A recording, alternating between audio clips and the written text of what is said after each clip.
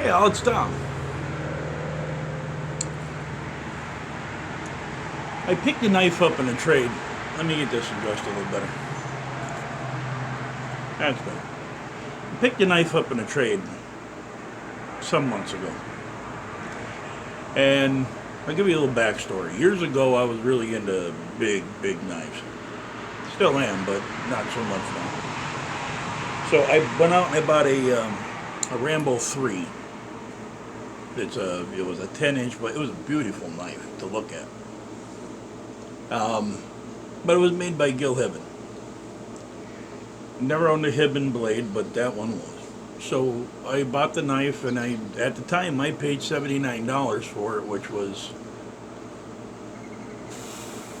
probably in the $150 range now, if not more.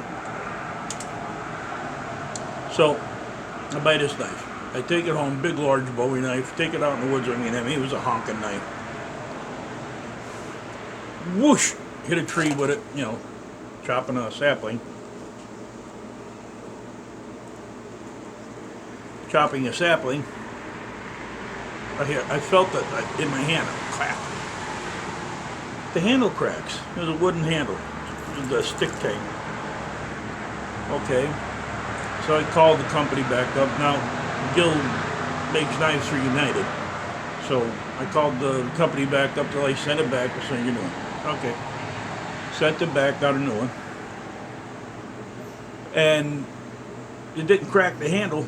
I was cutting brush with it and stuff like I normally did in the woods, building shelters and whatnot. I couldn't keep the handle tight.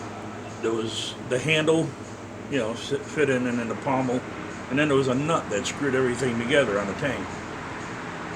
Couldn't keep the handle tight. I took the nut off, put the handle back on. Some blue Loctite, put the nut back on. Handle stayed pretty good, but it would just come loose. So I finally wound up selling the knife. Actually, I traded a guy for another knife, but anyway. So that was my dealings with Gill Hibbin. I never bought another one, and I didn't want another one. It was a Hibbin knife, and they're junk. Well, maybe I was wrong. Gill started to make full tang knives. He does a lot of movie knives. He did the Predator knives. He did Rambo knives. A couple other movie knives. He did the Expendables knives. Stupid fly. Got these little black flies anymore. Man, they're usually gone by the middle of the month, but not this time. So anyway, talking to a friend of mine, he said to me, hey, I got the beast of a knife that you'll love. So what's that? So it's a Gill Hibbin Alaska Bowie. Nah, it's a Gill Hibbin. So I did some research, and I said to myself, well, you know what? I'm not using that knife that I traded. So let's trade them and see what this knife will do. Now I've had it for a couple of months, and unfortunately I didn't get the sheath with it, so I can't review the knife with the sheath. This is the Gill Hibbin Alaskan Bowie. I'm not sure how to hang on to it so you can get a good look at it.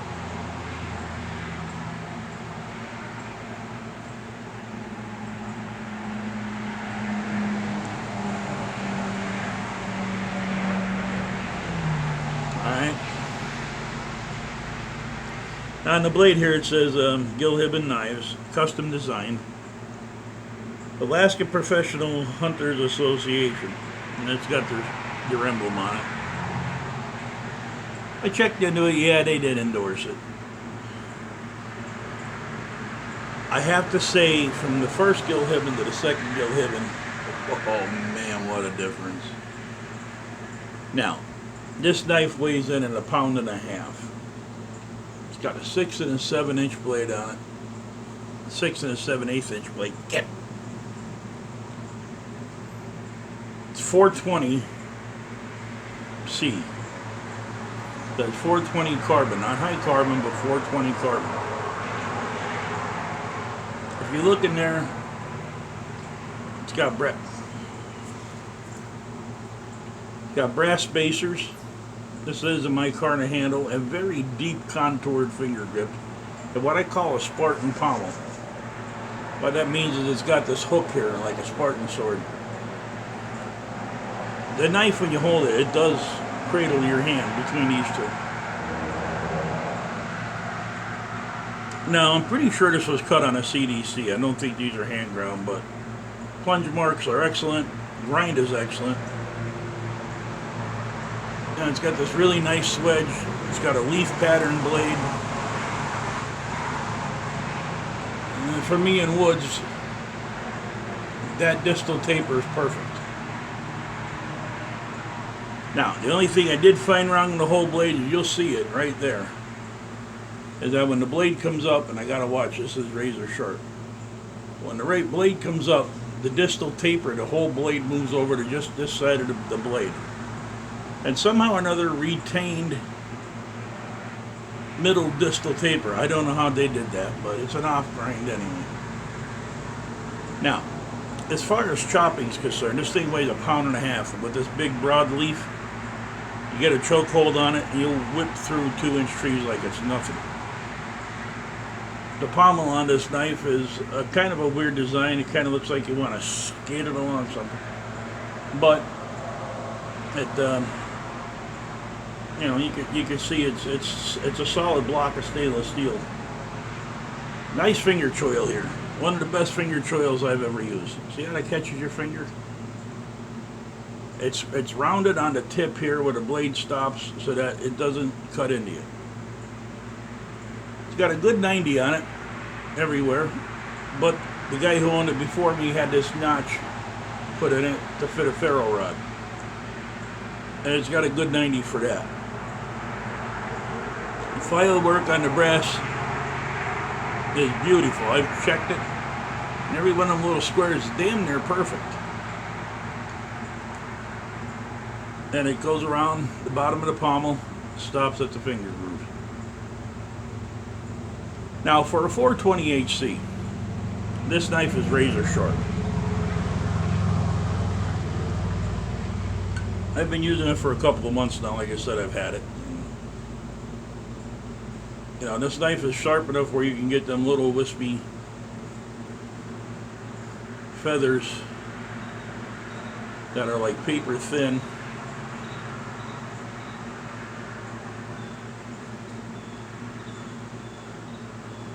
That's a sharp blade.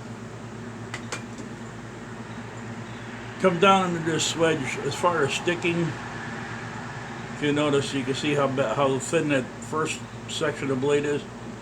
You got a 6 to 7/8 inch cutting blade. It's not extremely unmanageable. For as heavy as this knife is, you think it would be, but it's not. The handles, the scales themselves are micarta. They're black, gray micarta, and obviously you can see there's 2 major, 3 smalls, and a lanyard hole. 420 is a good heat, is a good steel as long as it's heat treated right. And while I'm on the subject and off the knife a little bit, if you really research it, look into it, like V10 and the Falk Nevas and everything, it's all stainless. 90% of your knives are stainless. You think they're carbon, you think they're this. No, if you check into the steel that's in a knife, most of them are stainless steel. And you're paying premium dollar to get a stainless steel knife, not a carbon knife. I've been looking around just to, you know, wet my whistle because I was thinking about different things, and a lot of the really great knives out there are stainless. It was very disappointing. Personally, myself, I like stainless steel. I like this knife. This will be hunting with me this year as a main belt knife, not as, you know, what I'm really going to use to skin squirrels and stuff. But when I'm out by myself, I always carry a fixed blade, and this probably will go a couple of trips, no doubt. As far as mods on the knife, the only thing I would change is I would cut this off. It gets on my nerves. Using the knife, you know, or in the finger choil. Not sure how to get, there it is. This hits right in here. They're not sharp, but they're sharp enough to where if you're using the knife for an extended period of time, it hits me right on the thumb knuckle right there. Outside of that, I have found no other hot spots except down here where my finger hits. That could be my hand. Doesn't necessarily mean anything. But I'm going to take some sandpaper and some polishing and get them to fit my hand right. And yeah, I would stake my life with this knife. I really would. And I've used it for a couple of months now. I know I don't go out much, but I've been beating a few pieces of wood and, you know, batoning and everything. It's a great knife. Price point on this knife, I've seen them as low as $39. I've seen them as high as $90. But generally right around $45, $50. So if you're looking for a really cool looking knife, and that is, my estimation, a cool looking knife. It's odd, you won't see them anywhere. You know, it's right in that price point of $50. Gill Hibbin, Alaskan Hunter. Now he does make a bunch of other ones. He makes a cowboy hunter. He makes a toothpick Bowie. He makes a bunch of other ones, which I might start getting rid of some of my knives, and I might check them out. So the Gill Hibbin, Alaskan Bowie, worth the price? Yep. Should you pick one up? If you're interested, I would. Cool knife. It's heavy. The edge lasts a long time. I've only sharpened this one since I got it a couple of months ago.